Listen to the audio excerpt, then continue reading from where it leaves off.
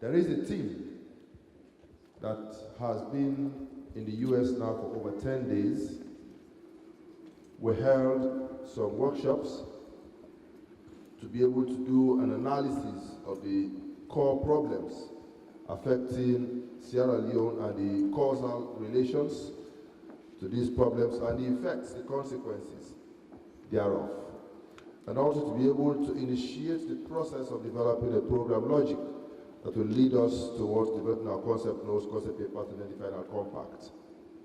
That team has been in the Washington, D.C. area for over 10 days. They've held 2 town meetings, one at the MCC headquarters, another at Springfield. They've gone to Philadelphia. They were in Boston yesterday, and today they are here in New Jersey. And to introduce that team to you is one of your own. You know, the diasporans are taking over the governance of Sierra Leone very fast. And one of such people who has his roots in Boston, but transferred his roots to Dallas, Texas,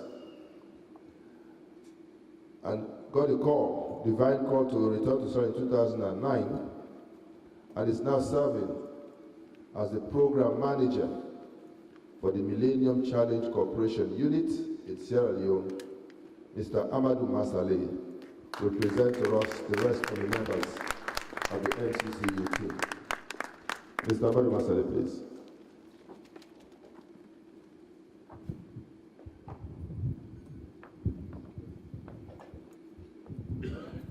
Thank you, Mr. Chairman. Good evening, members of the High Table, all protocols observed, fellow Sierra Leoneans, friends of Sierra Leone, welcome to New Jersey. I'm here to tell you a little bit about the MCC, which stands for the Millennium Challenge Corporation, a US-based entity that is leading the fight against global poverty. This MCC thing is not new to some of us. In fact, we had our first meeting in 2007 at the house of a fellow compatriot who's here today, Mr. Jis Metsuma. And he hosted us for the first meeting at the very time they were having the elections in Sierra Leone, that very weekend, September 8th, 2007, as you can remember.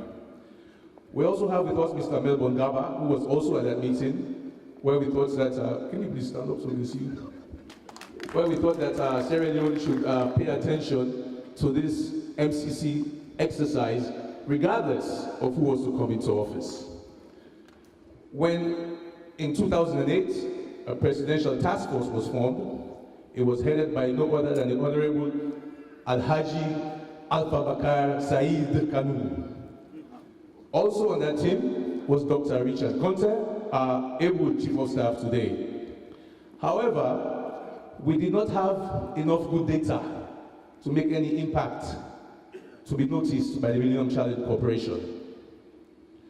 Fortunately, God gave us a president like Ernest Bai Koroma, who, with his visionary leadership, has been able to impact our country in a good way with regards to good governance overall. So, the MCC came knocking on our door last year after we passed 12 indicators. In fact, we passed 5 indicators in 1 year, unprecedented. No other country had ever done that, ladies and gentlemen. So I feel proud standing here today as a member of the Millennium Challenge Coordinating Unit from Sierra Leone that was formed in late January of this year. We have with us members of the team. Mr. Mahmoud Idris is our able coordinator. He was appointed directly by the President of Sierra Leone to lead this team. We also have with us our gender specialist, Mrs. Nafisa Tujalo. Sitting next to her is another youth, Miss Memuna Tufona, one of our economists on the team. And we have sitting next to her, Mr. Wilbon Charles, also another economist on the team. The MCCU was led, the delegation itself was led by the Chief of Staff, who sat with us in class, admirably so. And we also had the Minister of Youth, the vociferous Minister of Youth, and he was very instrumental in the meetings that we had. My hats off to you too, sir. And there's someone else in the crowd, Mr. Almami Conte, who is the Special Assistant to the Chief of Staff. Almami? Well, he's MIA today, it seems. And I myself, I'm Amadou Masali, the Program Manager. As you will see in the presentation, as we share what we found as the most binding constraints or the impediments to economic growth in our country, we want to engage you, diaspora Sierra Leoneans, to give us an input as to what you think with regard to what we found out, and if you have anything to add, so feel free to do so. More importantly, I am hoping personally that this MCCU engagement with the Sierra Leone diaspora will bring new hope for commitment from you diaspora Sierra Leoneans with all your human resources, your financial resources, and other technical competencies that you may bring into the development of our country. Because Sierra Leone needs you. And I'm hoping and praying that with this new partnership, the rest will be history in terms of what the diaspora can bring to our country. On that note, I would want to pass the mic back over to my Chief of Staff, and we look forward to talking to you again. Thank you very much, Mr. Amadou Masale, commonly known as Jepelondo. And I want to invite Mr. Mahmoud Idris to make his presentation. Good evening, ladies, gentlemen of New Jersey. I must say I'm very pleased to be here. It's been a long journey for all of us. We've been around for close to 2 weeks now, and we've literally been on the road for the past 5 days. 2 hours of sleep, 3 hours of sleep. Then you get to understand what is it President Obama and others who are in politics have to go through, moving state to state. And I'll spend a very short time taking us through the presentation I have. But I'm trying to do 3 things, basically. One is to explain to all of us what this MCC is all about, the Millennium Challenge Corporation. Many of us have heard a lot about the MCC. Many of us have taken interest in the MCC. Many of us are very keen to understand what is it that Sierra Leone, or even the rest of the Sierra Leonean people, stand to benefit from the relationship with the MCC. We, as a team, have been commissioned by the government to do what it takes to get to the point of signing what is known as a compact agreement between the government and the MCC. And I'll explain later what a compact really is. But beyond explaining about the MCC and what it does, I'll explain a little bit, don't mind them, they'll sort it out, it's all right. I will explain a little bit about the analytical processes that we have gone through at the MCC, where we are now, and where we hope to move in the coming weeks and months. But then, above all this, one of the things we want to achieve, and that has been one of our principal objectives going all around the different states and talking to different groups of Sierra Leoneans, is to find a way to establish a mechanism, a platform, a system through which we can all share ideas, we can get your views, we can get your opinions, we can get your contributions and your participation in the MCC. You must understand that you're not just any other stakeholder. The Sierra Leonean population in the United States is a very important stakeholder in the MCC process for many reasons. First off, you are all very smart people, so it means that you can contribute meaningfully towards the planning and even the implementation process. But more importantly, many of you are working in this country and you're paying taxes. The Millennium Challenge Corporation is an agency of the US government, which means that the programs it funds in developing countries is from taxpayers' dollars. And so it is also very important that, for what it's worth, you are aware of what these dollars are being used for, and that there's enough value for money. So these are the three broad objectives. I want to explain what this MCC is about, that Sierra Leone has been declared eligible for a compact, what are the steps that we will have to go through to reach the state of actually benefiting from the grants, what are the analyses we've done to date, and what are the next steps that will be taken, but then get your views about how we're going to engage and stay engaged throughout this process. A little bit about the MCC. There is a statement there that says it's a United States agency that promotes global development to reduce poverty. But in simpler terms, this is an agency that was set up in 2004 by the US government to come up with a new way of doing business as far as providing development aid is concerned. Of course, all of us are aware that the United States has many agencies before the MCC that has been involved in providing development aid, USAID, and many of them. In the investment front, they have the OPIC. But the MCC was set up to provide finance, grants, aid, technical support to developing countries that are doing well in certain areas of governance. So they have several indicators they come up with in three broad categories.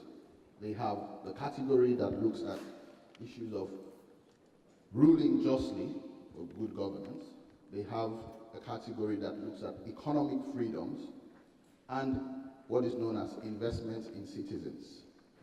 They have 20 indicators that they use to measure the performance of not just Sierra Leone, but many countries that are less developed in similar income brackets. So they have indicators like how much is the government spending to improve on healthcare in the country? How much is the government spending of its resources on education? Education for vulnerable groups like girls. How much is the government spending on programs that support human development? That the government is putting in place to make it easier for people to invest their time and their resources. Ease of doing business, access to credit. What is the government doing to make people's voices heard? Civil liberties, political rights. So there are 20 of these indicators that they measure the performance of a country against others. And so if you do well as compared to your peers, you pass that indicator. So Sierra Leone has come a distance over the years.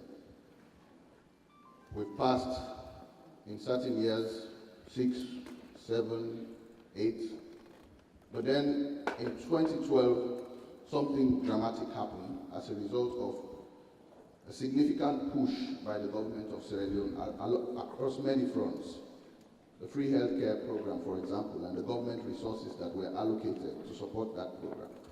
We have a lot of reforms that made it easier to do business and access to credit in Sierra Leone.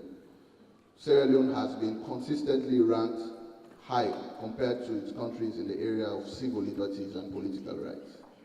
So as a result of passing 12 indicators, the government was informed that they qualified to receive a grant. There are two types of grants typically that the MCC provides to countries. We have what is known as a threshold grant, which is a small-sized grant provided to countries that are doing well on the path of good governance and doing well in other indicators. So you're not quite there yet, you're not excelling, but you're on the right path. So they provide smaller-sized grants known as thresholds to support these countries so that they move in the right direction. But for those countries that seem to be doing particularly well across the different indicators, they provide what is known as compact grants. Compacts are relatively large-sized grants.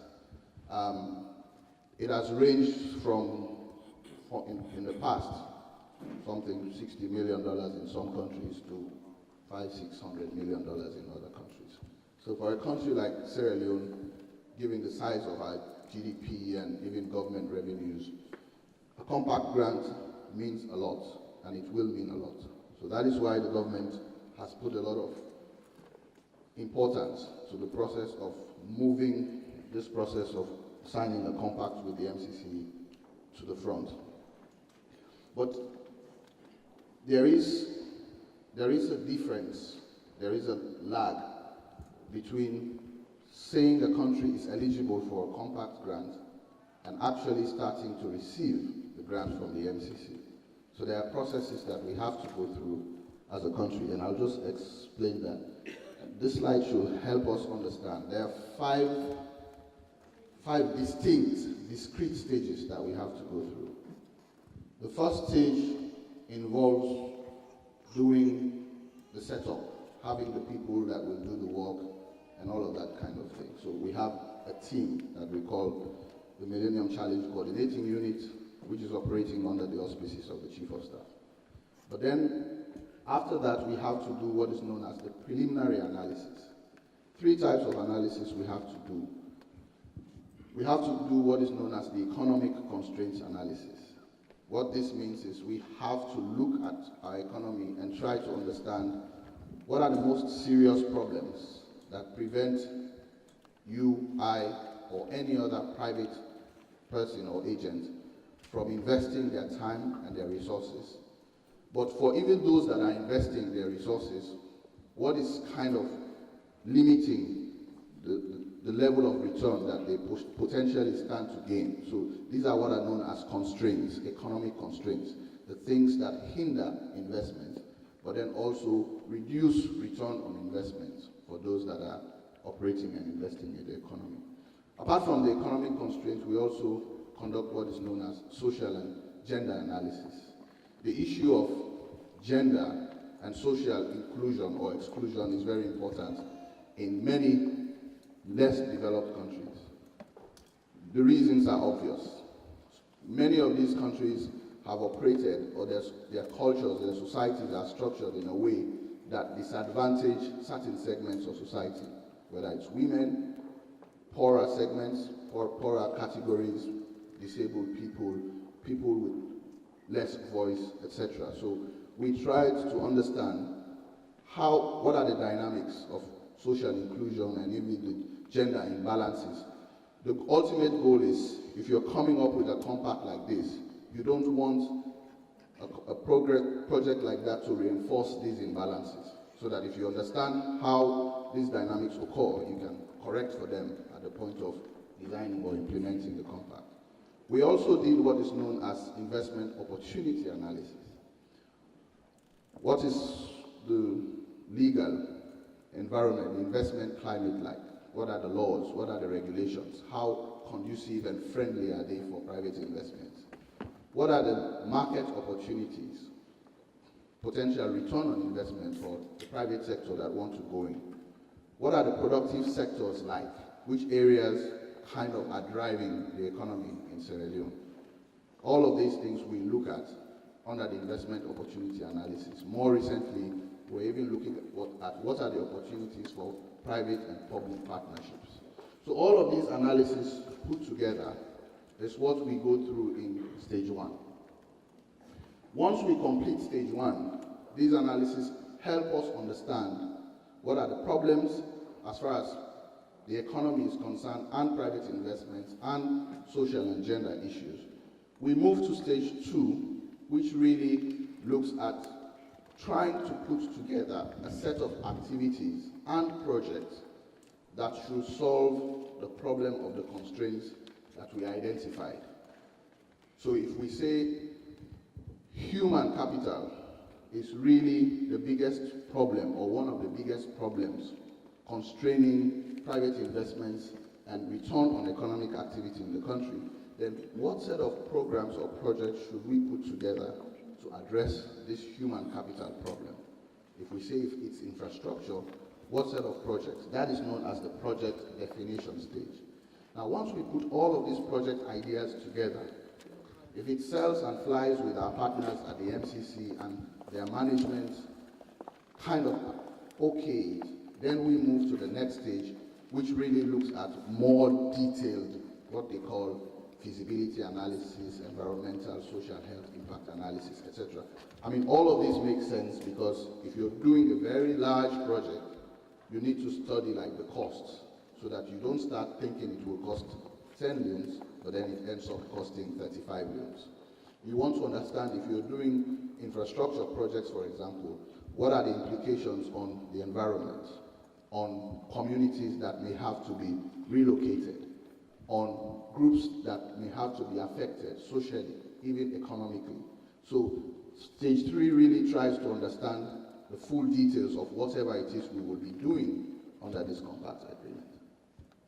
And then the subsequent stages really are the formality stages, negotiating the compact based on all the findings from phase 1 to phase 3, signing an agreement, setting up the institutions that will be responsible for implementing these projects. So basically, these are the 5 steps that have to be taken. Right now, we've just completed phase 1 and we're moving into phase 2. The chief mentioned that we're in DC for about a week conducting workshops. These workshops should help us start defining the projects when we get back to Freetown. Now, there is a frequently asked question, well, when should we start expecting these monies now? They've said this, you have done all of these analysis. When will the money start coming in?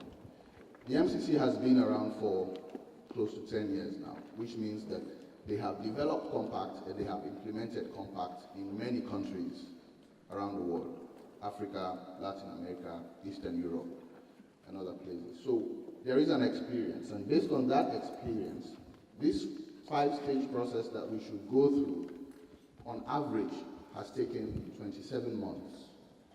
Some countries have done it for a lot shorter period. Others have taken a longer time to do it. But on average, it takes about 2 years to get to that stage when, as we say, the money actually starts coming.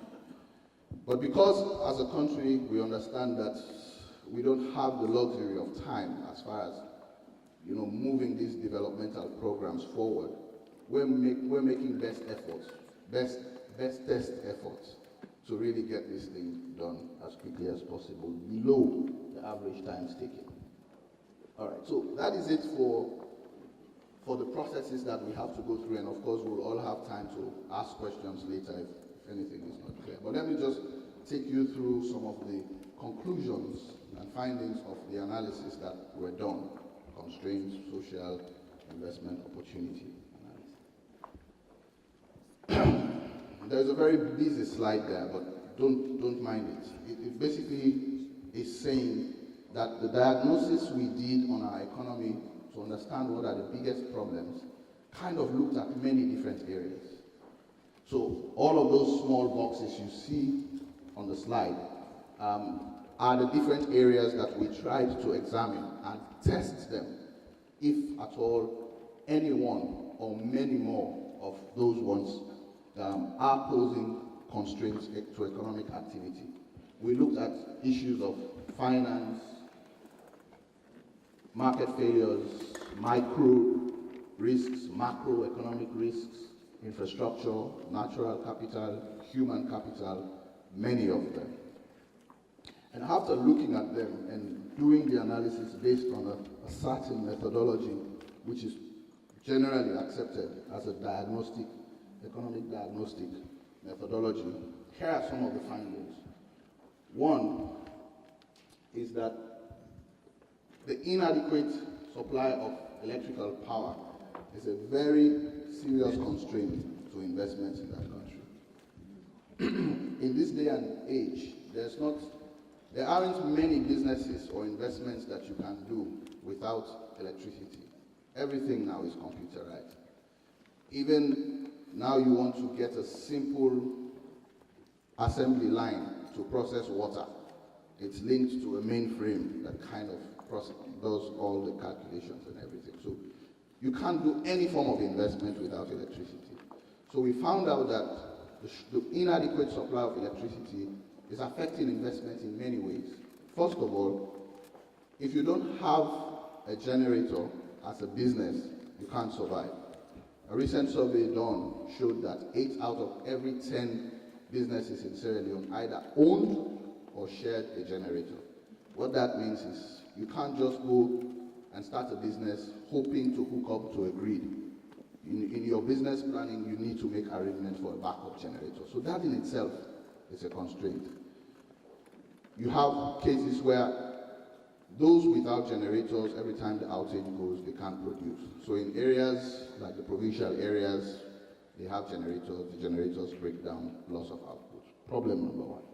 Constraint number two is that the core road network in the country is constraining economic activities in two ways. One, limited access to bring outputs or commodities to the markets.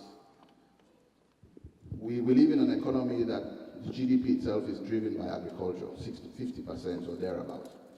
So most of these agricultural activities take place in the rural areas. So if you live in an economy in which the roads themselves kind of limit access in these rural areas, then it's difficult, even with a small output, to bring them to market. So you have cases of harvest losses and post-harvest losses. But then there's also the issue of higher transportation costs, which kind of really reduces the competitiveness of businesses that are operating in rural areas.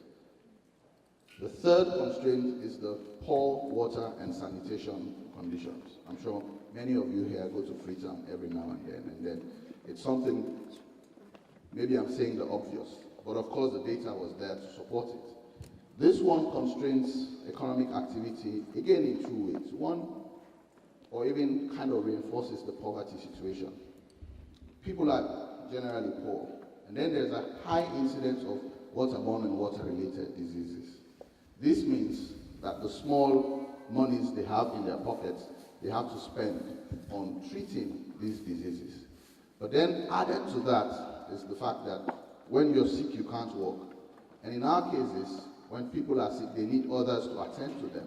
So it's most likely not going to be a nurse in a hospital, it's going to be someone at home who's maybe taking time off business or work to attend. So that's, in economic terms, is lost productivity.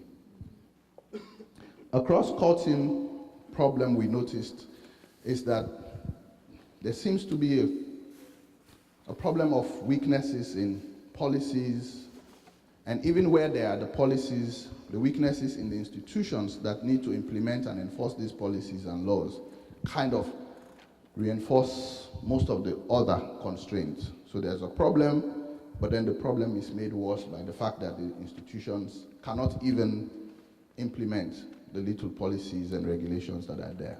So, and it's not just across the three sectors identified. Now, when we did this analysis, we took a tour nationwide, as we're doing now. In the US, it's 5 states. But in Sierra Leone, we covered all the 12 districts, just to get a feel of what the people thought about these conclusions. And it was kind of consistent with our findings. They ranked the situation of roads as the most serious problem, followed by power, followed by water, and then, of course, the institutional ineffectiveness. I talked about the investment opportunity analysis, and I'll say this in summary. One, that the business and investment climate in Sierra Leone may not be the best at the moment, but it has come a very long way from where it was, say, 5-6 years ago. At the moment, Sierra Leone is consistently being ranked very high as far as how friendly it is to investors and how easy it is to do business, and more recently, even the ease of access to credit. More recently, the Credit Reference Bureau was established as a way of enhancing the risks. Productive sectors are driven by agriculture and mining, but there are strong opportunities also in the area of agro-industry and services and infrastructure. More recently, there has been a PPP unit has been established in the Office of the President, supervised also by the Chief of Staff, that is kind of looking at opportunities where the private sector can come in and partner with the government to implement those projects that the government can otherwise not do. And I must say that these PPP opportunities are many, and they're even evolving.